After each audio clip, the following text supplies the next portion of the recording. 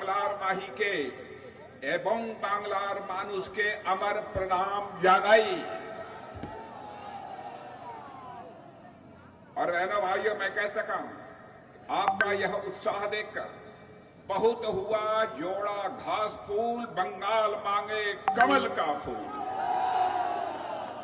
बैरकपुर की वह भूमि है जहां 1857 में आजादी की पहली चिनगारी मेरे बहनों भाइयों भड़की थी, जहां मां भारत के वीर सपूत मंगल पांडे ने अंग्रेजी हुकूमत के खिलाफ यहीं से बिगुल भगाया था। यह धरती साहस की धरती है, यह धरती स्वाभिमान की धरती है और यह बंगाल की धरती बलिदान की धरती है। आज हम सभी उसी विरासत को आगे बढ़ाने के लिए यहां पर इतनी बड़ी संख्या में यहां पर मौजूद हुए हैं। और मैं कहना चाहूंगा कि अब यह पक्का हो गया है कि तृणमूल कांग्रेस के अन्याय का अंत होने वाला है और भारतीय जनता पार्टी की यहां सरकार आने वाली है। भारतीय जनता पार्टी की सरकार आने के बाद मेरे बहनों भाइयों, हम यह सशक्त बंगाल बनाएंगे, हम विकसित बंगाल बनाएंगे। यह भारतीय जनता पार्टी का संकल्प है। और आज भी इस बंगाल की धरती पर जब भी मैं आता हूं बहनों भाइयों, सच्चाई की बात है कि मैं अपने को बहुत ही गौरवान्वित महसूस करता हूं। बंगाल की धरती से निकले वंदे मातरम ने मेरे बहनों भाइयों ब्रिटिश हुकूमत से लड़ने की प्रेरणा केवल बंगाल के लोगों को ही नहीं दी थी, बल्कि पूरे हिंदुस्तान के नौजवानों को यह प्रेरणा दी थी। देश के लिए अपना जीवन देने का लोगों के अंदर यह साहस दिया था। जहां तक बंकिम बाबू का प्रश्न है, आप सभी बंकिम बाबू के बारे में अच्छी तरह जानते हैं। बंकिम बाबू के गीत ने अंग्रेजों द्वारा दी गई पीड़ा, अंग्रेजों द्वारा किया गया अपमान और अन्याय, इन सब के खिलाफ बंगाल वासियों को ही नहीं बल्कि हिंदुस्तान के लोगों को लड़ने का एक जुनून दिया था, लड़ने का एक साहस दिया था, संघर्ष करने की ऊर्जा दी थी। वंदे मातरम वह गीत था जिसने पूरे राष्ट्र में एक नई चेतना पैदा की थी। युवा क्रांतिकारियों के हृदय में आग भर देने का काम यदि किसी एक गीत ने किया था तो बंकिम बाबू के वंदे मातरम ने किया था मेरे बहनों भाई, जिसने भारत माता को जीवन, पवित्र और एक देवी स्वरूप में हमारे सामने खड़ा किया था। जब एक सभ्यता अपनी शक्ति को मेरे बहनों भाइयों भूलने लगती है तो उसे उसकी शक्ति का स्मरण कराना पड़ता है, उसे उसकी क्षमता की याद दिलानी पड़ती है और उसे उसके सामर्थ्य का भी स्मरण कराना पड़ता है। ब्रिटिश शासन के दौरान भारत के लोग भारत की महानता को भूलते जा रहे थे। बंकिम बाबू के वंदे मातरम के उद्घोष से पूरे राष्ट्र में बंकिम बाबू ने यह लोगों को स्मरण कराया कि भारत वास्तव में कितना महान था, भारत कितना महान है और भारत कितना महान हो सकता है। यह याद दिलाने का काम यदि किसी ने दिया तो बंकिम बाबू ने किया था। मेरे बहनों भाइयों, जब भी समाज में बिखराव होता है तो जोड़ने के लिए एक शेयर्ड इमोशन यानी एक साझी भावना की आवश्यकता होती है। और बंकिम बाबू ने भारतवासियों को वही एक शेयर्ड इमोशन यानी एक साझी भावना लोगों के अंदर पैदा करने का काम किया था। बंकिम बाबू ने वंदे मातरम गीत से मेरे बहनों भाइयों भारत के भूगोल को उठाकर उन्होंने भाव बना दिया था। जब देश अंधकार में डूबा हो तब कुछ लोग दीप जलाते हैं, लेकिन बंकिम बाबू ने दीप नहीं बल्कि पूरे हिंदुस्तान में क्रांति की मशाल जगाने का काम किया था बंकिम बाबू ने। मेरे दोस्तों, बंकिम बाबू ने वंदे मातरम के रूप में केवल हमें कुछ शब्द ही नहीं दिए थे, बल्कि उन्होंने एक खोई हुई सभ्यता को उसकी पहचान दिलाने का काम किया था। बंकिम बाबू ने भारत के लोगों को याद दिलाया था कि हम सभी भारत माता की संतानें हैं। बंकिम बाबू ने भारत को स्वराज और स्वधर्म का मूल्य दिया था, लोगों को समझाया था स्वराज और स्वर्ण धर्म की कीमत क्या होती है। बंकिम बाबू ने उत्तर से दक्षिण और पूरब से लेकर पश्चिम तक इस वंदे मातरम गीत के माध्यम से पूरे भारत के लोगों को एक सूत्र में बांधने का काम किया था। मेरे बहनों भाइयों, बंकिम बाबू ने जो कुछ भी लिखा वह केवल एक शब्द नहीं लिखे, उन्होंने एक ऐसी चेतना जगाई जिसने भारतवासियों को एक साहस दिया था। मरना मंजूर है लेकिन झुकना मंजूर नहीं है, यह भारतवासियों को प्रेरणा वंदे मातरम से मिली थी।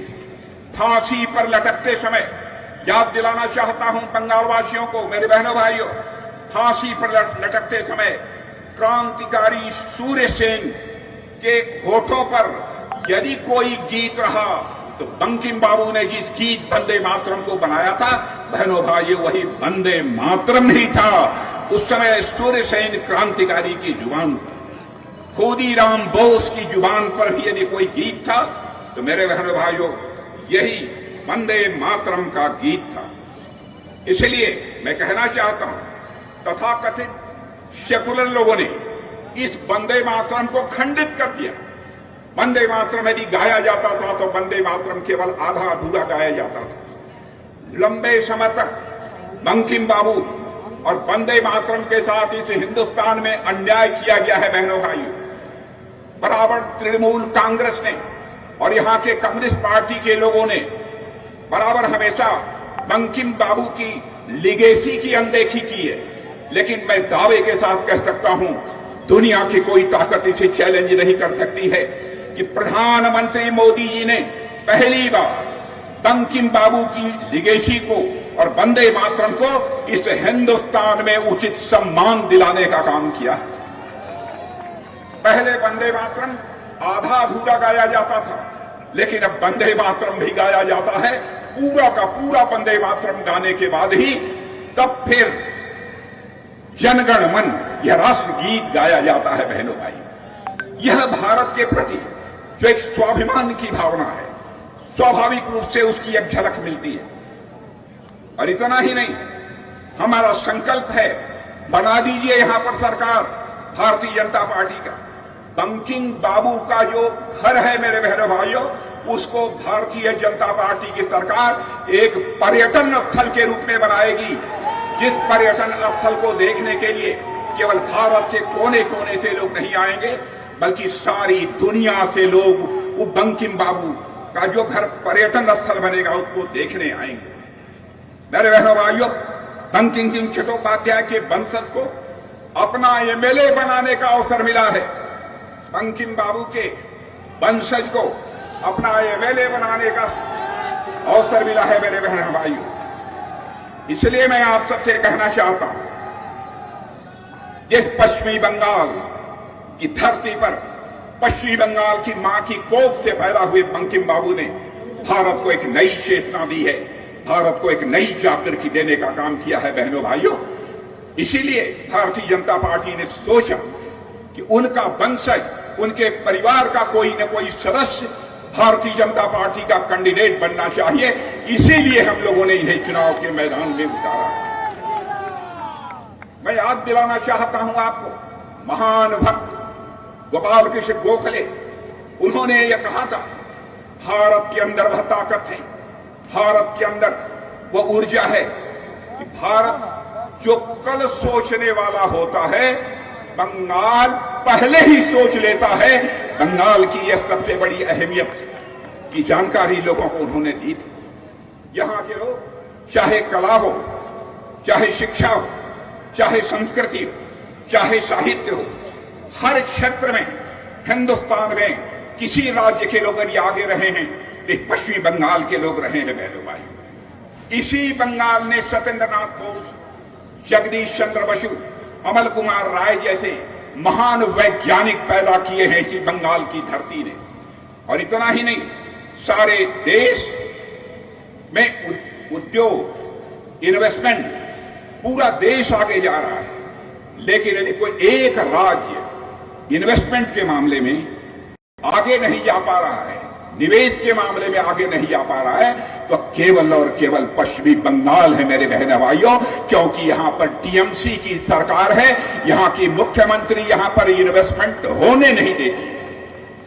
सारा देश इंडस्ट्रीज के मामले में, इन्वेस्टमेंट के मामले में आगे बढ़ता जा रहा है, लेकिन यहां जो इंडस्ट्रीज थी वह इंडस्ट्रीज भी बाहर जा रही हैं, और यहां जिन लोगों ने कभी सोचा था कि हम बंगाल की धरती पर निवेश करेंगे, इन्वेस्टमेंट करेंगे, वह भी अब बंगाल की धरती पर टीएमसी की सरकार रहने के कारण यहां पर इन्वेस्टमेंट करने की हिम्मत नहीं जुटा रहा है। ममता दी, मैं आपका बहुत सम्मान करता हूं, आपकी इज्जत करता हूं। 3 बार आप यहां की मुख्यमंत्री पश्चिम बंगाल की रह चुकी हैं। क्या किया है आपने बंगाल के रहने वाले लोगों के साथ? जुल्म किया है, अत्याचार किया है।